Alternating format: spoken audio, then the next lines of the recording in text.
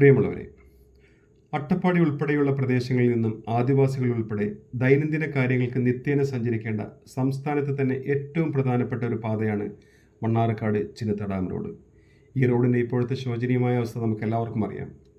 Road പണിയുടെ ആദ്യ റീച്ചായ മണ്ണാർക്കാട് മുതൽ ആനമൂളി വരെയുള്ള ഭാഗം ഈ കഴിഞ്ഞ മാർച്ച് മാസത്തോടുകൂടി കരാറിൻ്റെ കാലാവധി അവസാനിച്ചിട്ടും പണിയുടെ 40% പോലും ശരിയായ രീതിയിൽ പൂർത്തീകരിക്കാൻ കരാർ കൈക്കൊണ്ട കമ്പനിയായ BRK കഴിഞ്ഞിട്ടില്ല എന്നുള്ളതാണ് വസ്തുത.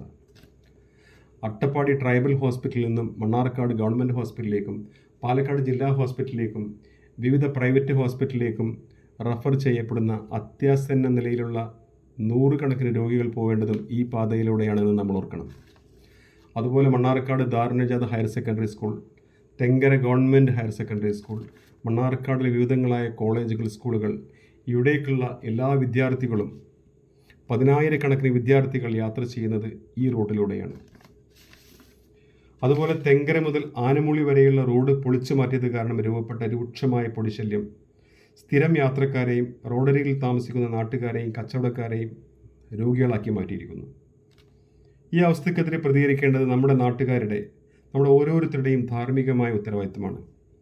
അതുകൊണ്ട് തന്നെ കക്ഷി രാഷ്ട്രീയ ജാതി മത ഭേദമന്യേ ഈ നാട്ടിലെ എല്ലാ രാഷ്ട്രീയ കക്ഷികളെയും, വ്യാപാരികളെയും, റോഡ് ആക്ഷൻ കൗൺസിൽ പ്രതിനിധികളെയും, സാമുദായിക പ്രതിനിധികളെയും, ഓട്ടോ തൊഴിലാളികളെയും, ചുമട്ടുതൊഴിലാളികളെയും, മറ്റ് സമൂഹത്തിൻ്റെ നാനാതുറകളിലുള്ള ആളുകളെയും ഉൾപ്പെടുത്തിക്കൊണ്ട് ഇവിടുത്തെ സാധാരണക്കാരായ ജനങ്ങളുടെ നേതൃത്വത്തിൽ തെങ്കര കനാൽ ജംഗ്ഷൻ മുതൽ BRK ഓഫീസ് വരെ ഒരു പ്രതിഷേധ പ്രകടനം നടത്താൻ തീരുമാനിച്ചിരിക്കുകയാണ്.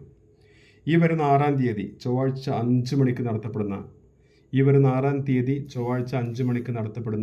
ഈ പ്രതിഷേധ റാലിയിലേക്ക്, പ്രതിഷേധ പരിപാടിയിലേക്ക് എല്ലാ നാട്ടുകാരെയും വിനീതമായി സ്വാഗതം ചെയ്യുകയാണ്.